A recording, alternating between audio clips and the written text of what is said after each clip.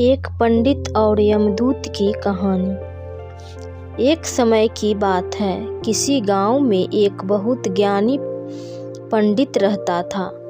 एक दिन वह अपने बचपन के दोस्त से मिलने दूसरे गांव जा रहा था।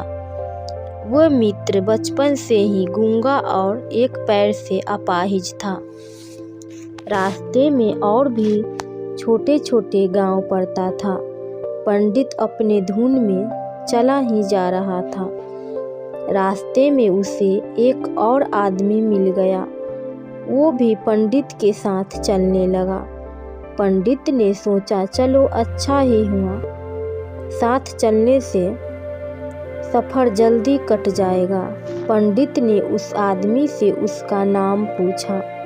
उस आदमी ने अपना नाम महाकाल बताया।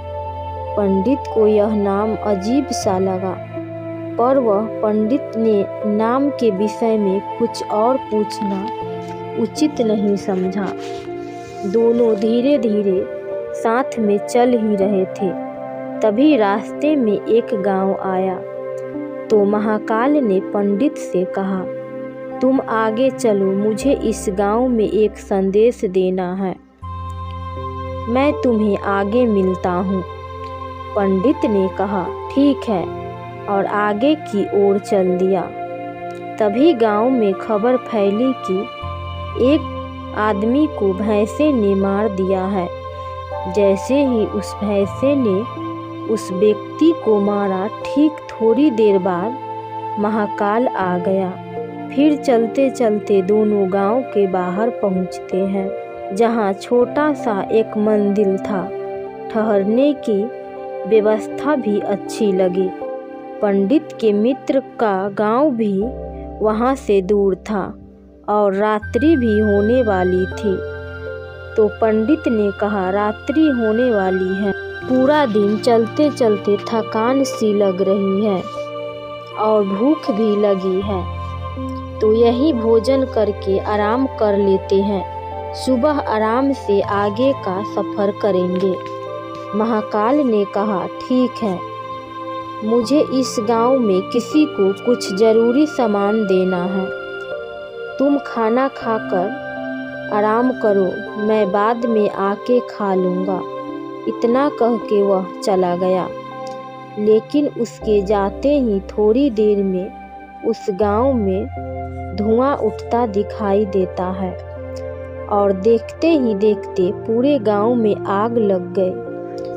पंडित ने आश्चर्य से सोचा, यह महाकाल जहाँ भी जाता है वहाँ किसी न किसी का हानि जरूर हो जाता है, कुछ तो गड़बड़ है। लेकिन पंडित ने रात्रि में महाकाल से इस बात का कोई जिक्र नहीं किया। सुबह दोनों ने फिर अपनी गंतव्य की ओर चलना प्रारंभ कर दिया। कुछ ही दूर में फिर एक गांव आया। फिर पंडित से कहा, आप आगे चलते जाइए, मैं कुछ देर में आपसे मिलता हूँ। मुझे इस गांव में भी कुछ ज़रूरी काम है, काम करके आपसे आगे मिल लेता हूँ। इतना कह के महाकाल जाने लगा।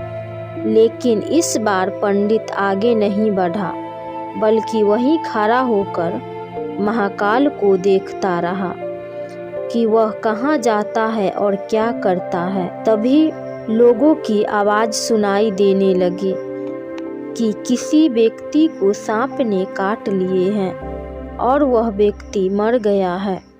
ठीक उसी समय महाकाल फिर से उस पंडित के पास पहुंच गया। लेकिन इस बार पंडित को सहन नहीं हुआ।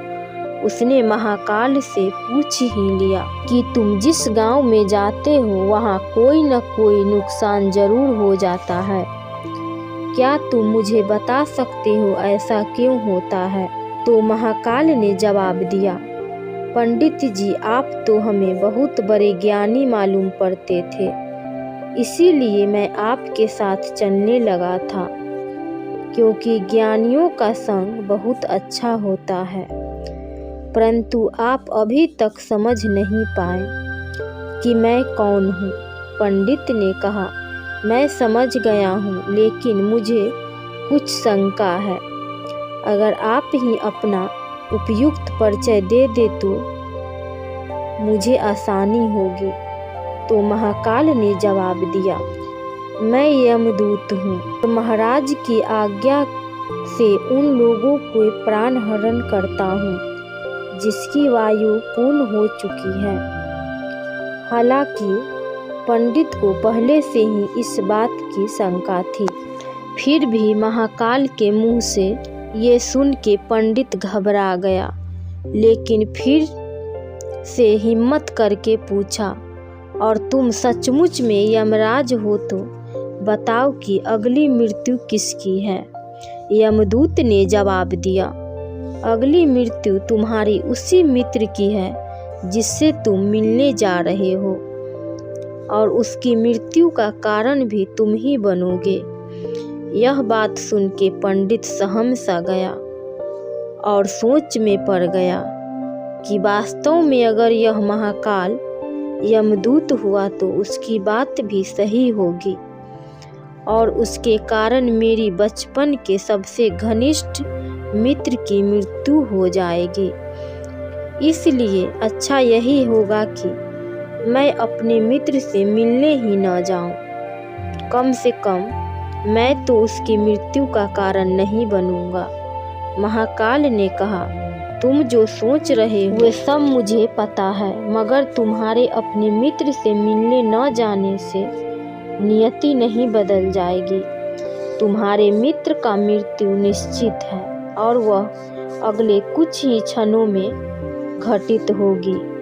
महाकाल के मुंह से ऐसी बातें सुन के पंडित को झटका सा लगा, क्योंकि महाकाल ने उसके मन के बात जान लिए थे, जो एक साधारण व्यक्ति के लिए संभव नहीं है। अब पंडित को विश्वास हो गया कि ये महाकाल सच में ही यमदूत है, इसीलिए वह मित्र के मृत्यु के कारण न बने, इस कारण वह पीछे की ओर मुड़ा और अपने गांव की ओर जाने लगा। परंतु जैसे ही पंडित मुड़ा, उसका मित्र तेजी से उसके ओर आते दिखाई दिया, जो पंडित को देखकर अन्तः प्रसन्न दिख रहा था। अपने मित्र की आने की गति को देख पंडित को ऐसा लगा जैसे उसका मित्र काफी समय से उसके पीछे ही आ रहा है, लेकिन वह बचपन से ही गूंगा था और पैर से अपाहिज था, इसीलिए न तो पंडित तक पहुंच रहा था और न ही पंडित को आवाज देकर रोक पा रहा था। लेकिन जैसे ही वह पंडित के पास पहुंचा, अचानक उसकी मृत्यु हो गई। पंडित हक्का बक्का होकर महाकाल की ओर देखने लगा, जैसे कि वह पूछना चाह रहा हो कि आखिर क्या हुआ।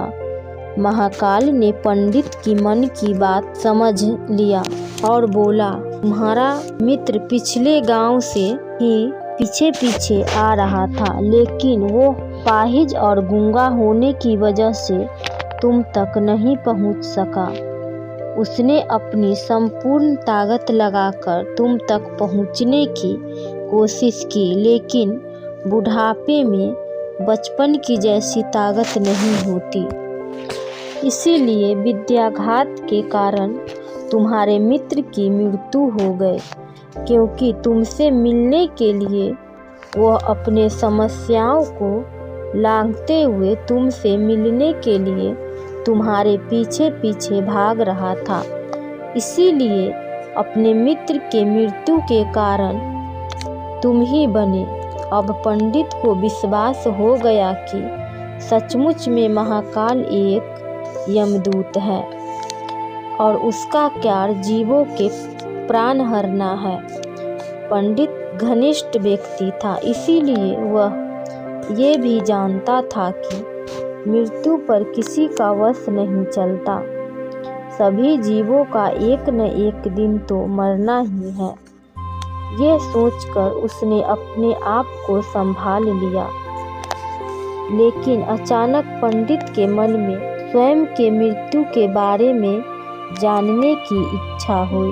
इसीलिए उसने महाकाल से कहा, जब मृत्यु मेरा मित्र की होनी थी, तुम शुरू से ही मेरे साथ क्यों चल रहे थे?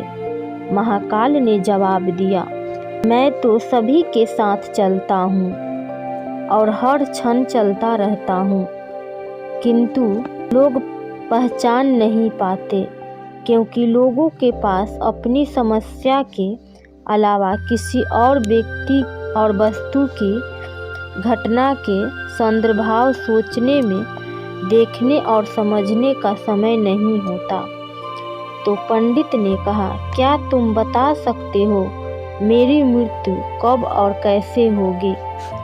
तो महाकाल ने जवाब दिया, हालांकि किसी समान व्यक्ति को ये जानना उपयुक्त नहीं है, क्योंकि कोई भी जीव अपनी मृत्यु के बारे में जानकर दुखी ही होता है, लेकिन तुम मुझे ज्ञानी व्यक्ति प्रतीत होते हो और अपनी मित्र की मृत्यु को जितनी आसानी से सहन कर लिया है, उसे देखकर लगता है तुम अपनी मृत्यु के बारे में जानकर भी दुखी नहीं होगे। तो तुम्हारी मृत्यु आज से ठीक 6 महीने बाद आज ही के दिन किसी दूसरे राज्य में फांसी देने से होगी। और सबसे आश्चर्य की बात यह होगी कि तुम स्वयं खुशी से फांसी को स्वीकार कर लोगे। इतना कह के महाकाल वहाँ से जाने लगा, क्योंकि महाकाल के पास पंडित के साथ चलते रहने का अब कोई कारण नहीं था। पंडित भी अपनी मित्र की यथाशक्ति कर्मकांड करके अपने गांव चला गया। लेकिन कोई व्यक्ति कितना भी ज्ञानी क्यों न हो, अपनी मृत्यु की बात जानकर व्यथित हो ही जाता है और मृत्यु से बचने के लिए कोई न कोई कुछ न कुछ करता ही है। सो पंडित भी किया, क्योंकि पंडित विद्यावान था, इसीलिए उसकी ख्याति उसके राज्य के राजा तक थी। तो पंडित ने सोचा, राजा के पास कई ज्ञानी मंत्री होते हैं, तो मेरी मृत्यु से संबंधित समस्या का कोई न कोई हल निकाल ही लेंगे। तो पंडित ये सोचते हुए राज दरबार में पहुंच जाता है और राजा को सारी वृत्तांत सुनाता है। राजा ने अपने मंत्रियों को यह बात बताई और उनसे सलाह मांगी। अंत में सभी ने विचार विमर्श करके कहा, अगर पंडित की बात सही है तो उसकी मृत्यु भी 6 महीने बाद ही होगी, लेकिन मृत्यु तब होगी जब वह किसी दूसरे राज्य में जाएंगे। यदि वो दूसरे राज्य में जाए ही न तो मृत्यु भी नहीं होगी। मंत्रियों के यह सलाह राजा को भी उपयुक्त लगी, तो पंडित की रहने की व्यवस्था महल में करा दिए गए और राजा के आदेश मिल गए। उस पंडित से किसी को मिलने नहीं दिया जा रहा था, लेकिन पंडित कहीं भी आ जा सकता था। यह न लगे कि वे राजा की कैद में हैं, परंतु पंडित डर से ही कहीं नहीं आता जाता था। धीरे धीरे पंडित की मृत्यु का समय आने लगा और वह दिन आ गया जब पंडित की मृत्यु होने थी। तो जिस दिन पंडित की मृत्यु होने वाली थी, वह पंडित डर के मारे जल्दी ही सो गया, ताकि जल्दी से वह रात बीत जाए और अगला दिन आ जाए तो मृत्यु टल सके। लेकिन पंडित को स्वयं नींद में चलने की बीमारी थी और ये बीमारी के बारे में स्वयं भी नहीं जानता था। अतः राजा या किसी वैद्य को इस बीमारी के बारे में बताने का तो कोई प्रश्न ही नहीं उठता। पंडित अपने मृत्यु को लेकर बहुत चिंतित था और नींद में चलने की बीमारी तभी आती है जब नींद ठीक तरह से न हो पाए। उसी रात पंडित को नींद में चलने का दौरा पड़ा। वो उठा और महल से निकलकर अस्तबल में गया। पंडित राजा का खास मेहमान था, इसीलिए किसी पहरेदार ने भी नहीं रोका और न ही किसी तरह के पूछताछ की। अस्तबल में पहुंचकर वह सबसे तेज चलने वाली घोड़े के पीठ पर सवार होकर नींद में ही राज की सीमा के बाहर किसी दूसरे राज्य में चला गया। इतना ही नहीं, वह दूसरे राज्य के राजा के महल में पहुंच गया और उस महल के पहरेदार ने भी उसे नहीं रोका और न ही कोई पूछताछ किया। सभी लोग आधी रात होने के कारण सभी लोग नींद में थे। वह पंडित सीधे राजा के शयन कक्ष में पहुंच गया, जहां राजा और रानी सो रहे थे। वहीं पर यह भी जाकर लेट गया। सुबह हुई तो राजा ने पंडित को रानी के बगल में सोया हुआ देखा, जिससे राजा बहुत क्रोधित हुआ। पंडित को गिरफ्तार कर लिया गया। पंडित को तो कुछ समझ में ही नहीं आ रहा था कि आखिर दूसरे राज्य में और राजा के शयन कक्ष में कैसे पहुंच गया, लेकिन वहां ये सब सुनने वाला कौन था। राजा ने पंडित को दरबार में हाजिर करने का हुक्म दिया। कुछ समय बाद पंडित को दरबार में लाया गया। कुछ समय बाद राजा का दरबार लगा, जहां राजा ने पंडित को देखा और देखते ही इतना क्रोधित हुआ कि पंडित को फांसी पर चढ़ा देने का आदेश सुना दिया। फांसी की सजा सुनकर पंडित कांप गया। फिर भी कुछ हिम्मत कर राजा से कहा, महाराज, मैं नहीं जानता कि राजमहल में कैसे पहुंचा। मैं ये भी नहीं जानता कि आपके शयन कक्ष में कैसे आया और आपके राज के पहरेदार ने रोका क्यों नहीं। लेकिन मैं इतना जानता हूँ कि आज मेरी मृत्यु होने वाली थी और होने भी जा रही है। राजा की ये बात थोड़ी अटपटी लगी। उसने पूछा, तुम्हें कैसे पता कि आज तुम्हारी मृत्यु होनी है? कहना क्या चाहते हो? राजा के इस सवाल के जवाब में पंडित ने पिछले 6 महीने की कहानी बता दी और कहा, महाराज, मैं क्या किसी सम्मान्य व्यक्ति में इतना साहस नहीं है कि किसी राजा के शयन कक्ष में राजा की उपस्थिति में रानी के पास सो जाए। राजा को पंडित की बात में थोड़ी सत्यता दिखाई दिया, परंतु उसने सोचा यह मृत्यु से बचने के लिए महाकाल और अपनी मृत्यु की भविष्यवाणी का बहाना बना रहा है। इसीलिए राजा ने पंडित से कहा, अगर यह बात सत्य है जैसे कि महाकाल ने तुमसे कहा था, तो तुम्हारी मृत्यु का कारण नहीं बनूंगा। लेकिन अगर बात झूठी निकली तो निश्चित ही आज तुम्हारी मृत्यु का दिन होगा, क्योंकि पड़ोसी देश के राजा उसका मित्र था। उसने तुरंत सिपाहियों के द्वारा दूसरे राज्य के राजा का पत्र भिजवाया और पंडित के बारे में सत्य का प्रमाण मांगा। शाम तक भेजे गए सैनिक लौट आए और उन्होंने बताया, महाराज, पंडित जो कह रहा है वह पुनः सत्य है।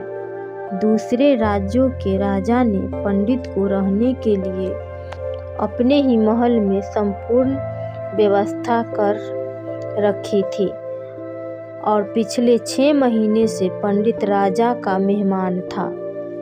कल अंतिम बार शयन कक्ष में मिले थे और इसके बाद इस राज्य में कैसे पहुंचा, इसकी जानकारी किसी को भी नहीं है।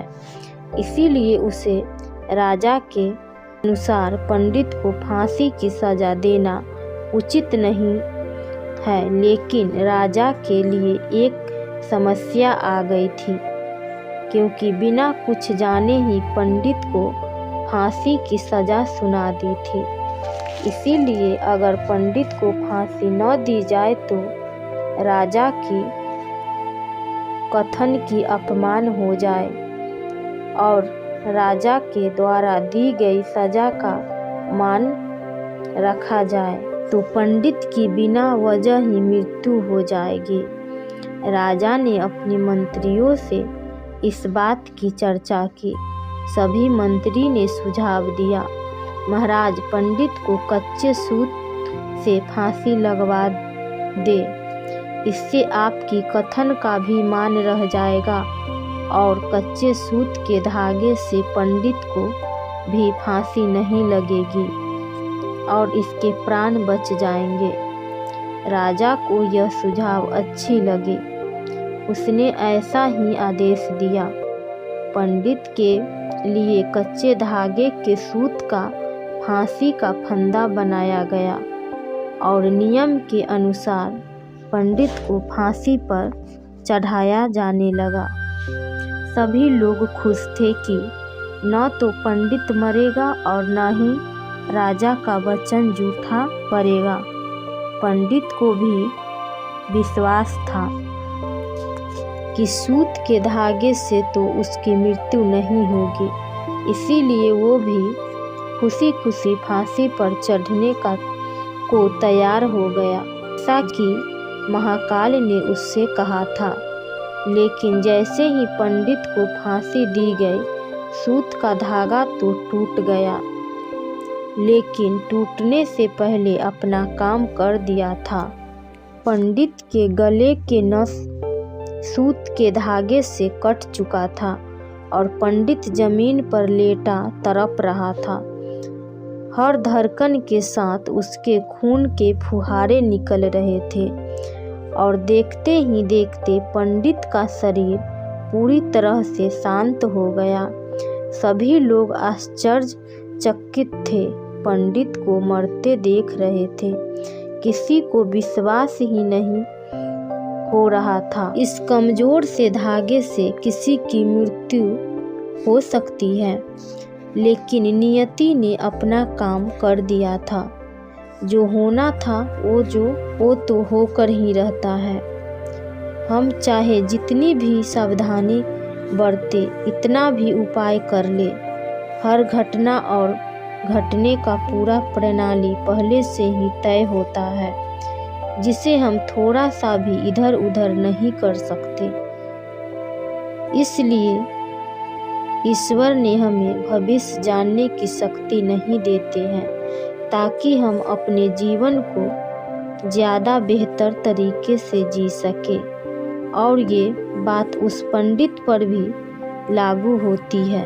यदि पंडित महाकाल से अपनी मृत्यु के बारे में न पूछा होता तो 6 महीने राजा की कैद में रहकर डर डर के जीने की वजह ज़्यादा बेहतर जिंदगी जी